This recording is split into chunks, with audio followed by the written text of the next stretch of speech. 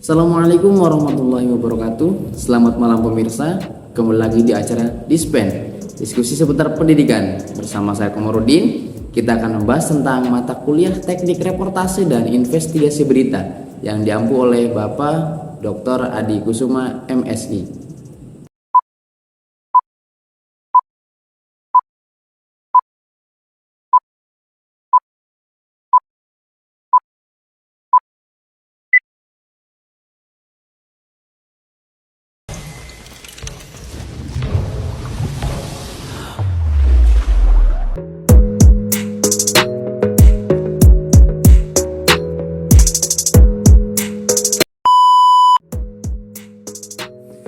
Halo teman-teman semuanya, di pertemuan kita kali ini kita akan mengawalinya dengan mempelajari landasan hukum jurnalisme.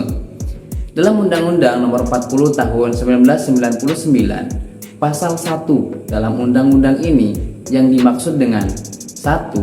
Pers adalah lembaga sosial dan wahana komunikasi melaksanakan kegiatan jurnalistik, meliputi, mencari, memperoleh, memiliki, menyimpan, mengolah, dan menyampaikan informasi baik dalam bentuk tulisan, suara, gambar, suara dan gambar, serta data dan grafik, maupun dalam bentuk lainnya dengan menggunakan media cetak, media elektronik, dan segala jenis saluran yang tersedia.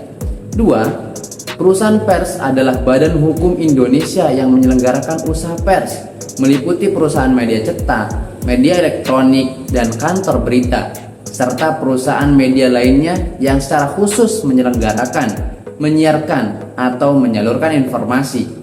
3. Kantor berita adalah perusahaan pers yang melayani media cetak, media elektronik, atau media lainnya, serta masyarakat umum dalam memperoleh informasi. 4. Wartawan adalah orang yang secara teratur melaksanakan kegiatan jurnalistik. 5. Organisasi pers adalah organisasi wartawan dan organisasi perusahaan pers. Keenam, pers nasional adalah pers yang diselenggarakan oleh perusahaan pers Indonesia. Ketujuh, pers asing adalah pers yang diselenggarakan oleh perusahaan asing. Kedelapan, penyensoran adalah penghapusan secara paksa sebagian atau seluruh materi informasi yang akan diterbitkan atau disiarkan, atau juga tindakan teguran atau peringatan yang bersifat mengancam dari pihak manapun, dan atau kewajiban melapor serta memperoleh izin dari pihak berwajib dalam melaksanakan kegiatan jurnalistik. Kesembilan, pemberdelan atau pelarangan penyiaran adalah penghentian penerbitan dan peredaran atau penyiaran secara paksa atau melawan hukum. Kesepuluh, hak tolak adalah hak wartawan karena profesinya untuk menolak mengungkapkan nama dan atau identitas lainnya dari sumber berita yang harus dirahasiakannya. Ke-11, hak jawab adalah hak seseorang atau sekelompok orang untuk memberikan tanggapan atau sanggahan terhadap pemberitaan berupa fakta yang merugikan nama baiknya. Ke-12, hak koreksi adalah hak setiap orang untuk mengoreksi atau membetulkan. Ke-13, kekeliruan informasi yang diberitakan oleh pers, baik tentang dirinya maupun tentang orang lain. Ke-14, kewajiban koreksi adalah keharusan melakukan koreksi atau ralat terhadap sesuatu informasi, data, fakta, opini, atau gambar yang tidak benar yang telah diberitakan oleh pers yang bersangkutan. Yang terakhir yaitu yang ke-15, kode etik jurnalistik adalah himpunan etika profesi kewartawanan. Etika jurnalisme data. Bagian ini berupaya untuk menjelaskan media sosial sebagai sumber informasi pada posisinya sebagai data, yang disebut dengan jurnalisme data. Istilah ini menggambarkan proses jurnalistik berdasarkan pada analisis dan penyaringan set data untuk membuat berita. Kegiatan jurnalisme data bertumpu pada data. Wartawan mencari bahan berita atau menentukan sudut berita berdasarkan data yang tersedia. Jurnalisme data merupakan salah satu tren jurnalisme era digital ataupun jurnalistik online yang muncul berkat kehadiran big data di internet. Jurnalistik data atau data journalism adalah salah satu bentuk pemanfaatan big data dalam proses penulisan berita. Setidaknya terdapat 3 manfaat jurnalisme data yang menjadi penilaian penting oleh Global Editor Network dalam ajang Data Journalist Award, yaitu pertama, meningkatkan kualitas informasi dan menangkal berita bohong. Kedua, mendorong terciptanya sistem pemerintahan yang transparan dan akuntabel. Ketiga, bisa menggugah kesadaran masyarakat untuk terlihat lebih jauh dalam mengawasi proses pemerintahan. Etika dasar jurnalisme investigasi. Jurnalisme investigasi memiliki sejumlah karakteristik, di antaranya adalah sebagai berikut. Pertama, jurnalisme investigasi mengandung komponen moral. Komponen moral yang dimaksud dalam hal ini adalah tujuan dari jurnalisme investigasi adalah memberitahu publik bahwa ada pihak-pihak yang berbohong dan menutup kebenaran. Kedua, jurnalisme investigasi mengembangkan fakta. Jurnalisme investigasi juga dialokasikan dan dicirikan sebagai pekerjaan yang berbahaya. Para wartawan dihadapkan pada sejumlah pihak yang tidak mau urusannya diselidiki, dinilai, dan dilaporkan kepada masyarakat. Ketiga, jurnalisme investigasi biasanya meliput sesuatu yang berada di area tersembunyi. Keempat, jurnalisme investigasi utamanya memiliki bidang umum, yakni paper trails ataupun penelusuran dokumen, dan people trails, penelusuran dan pencarian narasumber. Jurnalisme investigasi tidak menyisakan satu pertanyaan pun dan menjawab pertanyaan suatu kasus ataupun peristiwa yang diangkat secara tuntas. Pertanyaan-pertanyaan yang muncul dalam topik akan terjawab dalam jurnalisme investigasi, meskipun belum tentu sesuai dengan kebenaran hukum. Jadi kesimpulannya, jurnalisme investigasi adalah produk jurnalistik yang mengungkapkan cerita di balik cerita. Perbedaan jurnalisme data dan jurnalisme investigasi.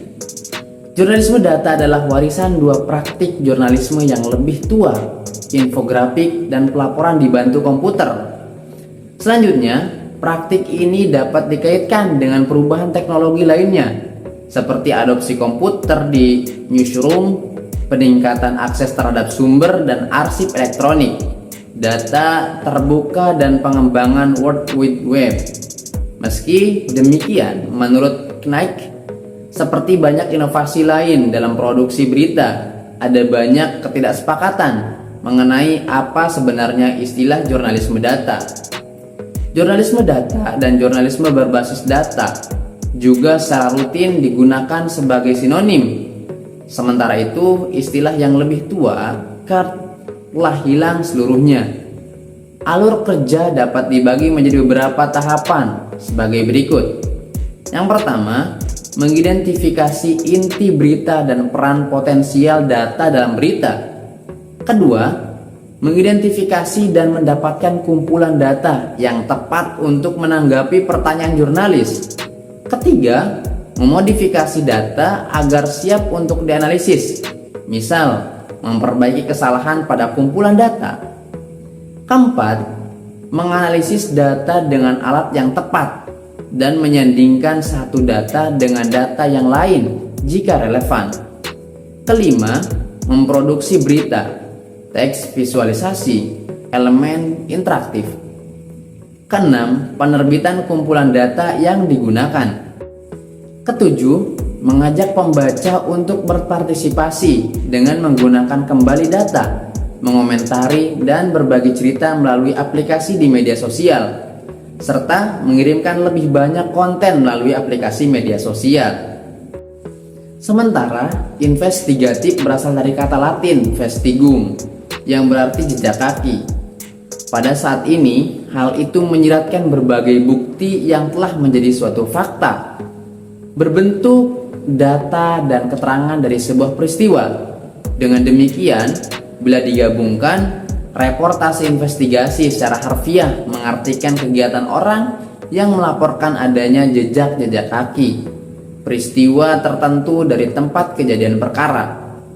Dalam kaitan kegiatan pers, hal itu bisa mengkonotasikan berbagai bukti yang dapat dijadikan fakta, yang sengaja dicari dan diselidiki.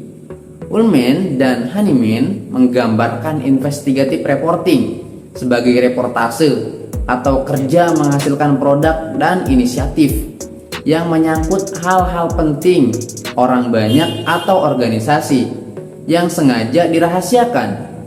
Kerja peliputannya, menurut Menser, meliputi pengujian berbagai dokumen dan rekaman, pemakaian informan, keseluruhan, dan perluasan riset. Laporan fakta investigatif menjadi kekuatan, keuletan, dan perhatian responsible newsman, tapi sekaligus pula memunculkan stigma menurut Vettel. Pertama, secara sosial, keberhasilan berita investigatif menaikkan rating popularitas media dan wartawannya, mengangkat derajat prestisius keduanya. Kedua, secara politis, efek berita investigatif kerap menyentuh hal-hal politis, sekaligus pula memunculkan ruang-ruang politis bagi oposisi.